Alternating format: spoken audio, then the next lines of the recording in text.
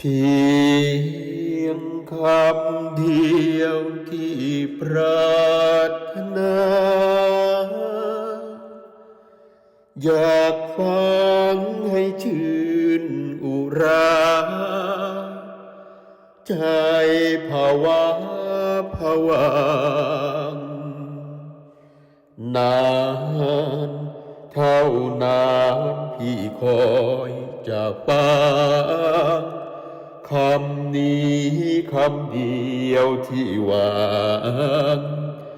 จะฟังจากปากดวงใจคคำนี้มีค่าใหญ่หลวงพี่รักพี่เห็นพี่ห่วงเพียงดังดวงหรือไทยพี่ไม่เคยเฉลยกับใครแต่แล้วพี่บอกเจ้าไปเพื่อให้เจ้าตอบเช่นกันมีหลายคราวที่เคยเหมือนเจ้าจะเปิดเผยเฉลย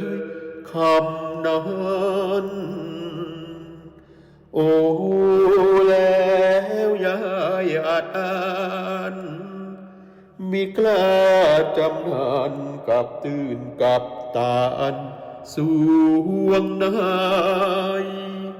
หรือเจ้ามีคู่เคียงอุราเจ้ารักเป็นนาเป็นนาตรึงติดตราหัวใจจึงจดจำถ้อยคำพี่ไปแอบเอาไปบอกผู้ใจทอดทิ้งให้พี่อกตรมหรือ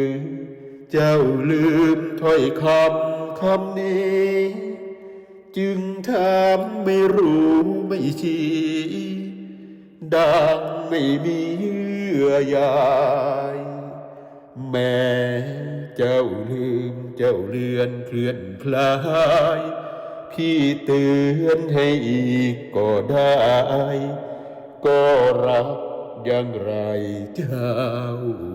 เอ๋ย